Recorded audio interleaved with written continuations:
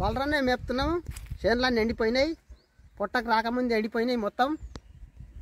ఏం ఆశ లేదు, ఏం లేదు. బావులు ఎండిపోయినాయి, బోర్లు ఎండిపోయినాయి. అంటే ఎందుకు ఎండిపోయింది అంటే సారే? ఎందుకు ఎండిపోయినా కాలం పోయి వాటర్ లేవు. వాటర్ లేనందుకు మొత్తం ఎండిపోయింది. బలరాన్ని మేపినాం, బలరా కూడా నీళ్ళు అదకుండా అవుతున్నాయి. నువ్వు ఎన్ని ఎకరాలు వేసినావు? మేము 2 ఎకరాలు వేసినాం.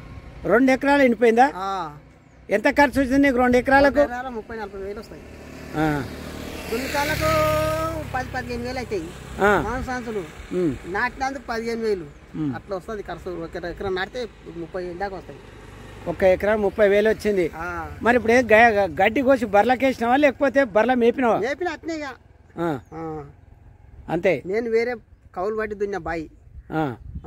మరి ఎట్లా పరిస్థితి? ఇక పరిస్థితి ఎట్లా ఎండిపోయినందుకు, ఇక బాయి ఎండిపోయినందుకు బలరాన్ని మేపినా సప్పుడు కాకుండా ఒకనిగా. మరి గవర్నమెంట్ తరపు నుంచి అంటే ఇంకా ఎవరు ఇంకేరు ఇస్తలేరు ఇక్కడ. ఇంకెవరు ఈ విషయమే రాలే ఇంకా. ఇప్పుడు ఆల్రెడీ కేసీఆర్ గవర్నమెంట్ ఉంటే ఎవరు పట్టించుకోలేదేమో. మరి ఇప్పుడు కాంగ్రెస్ గవర్నమెంట్ ఉంది, ఇప్పుడు కాంగ్రెస్ గవర్నమెంట్ కూడా చెప్పలేదా? గవర్నమెంట్ మాకు ఇట్లా పోయినందుకు ఎవరు కూడా వచ్చి మాట్లాడుకోవడం లేదు, చేసుకోవడం లేదు, మాకు ఎంకరేజ్ లేదు. మేమే అనుకుంటున్నాం చేనులు ఎండిపోయినాయి. అగో వీడికెళ్ళి మొదలు పెడితే చెప్తామంది కదా దాకా ఇది పక్క మొత్తం పోయింది. ఇక అంతే ఎండిపోయినాయి. నీ పేరేం పేరు? కిష్టయ్య. ఏ కిష్టయ్య? మధ్యలో కిష్టయ్య.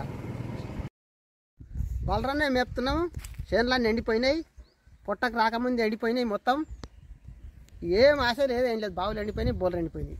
అంటే ఎందుకు ఎండిపోయింది అంటే సారే? ఎందుకు ఎండిపోయినా కాలం పోయి వాటర్ లేవు. వాటర్ లేనందుకు మొత్తం ఎండిపోయింది. బలరాన్ని మేపినాం, బలరా కూడా నీళ్ళు అదకుండా అవుతున్నాయి.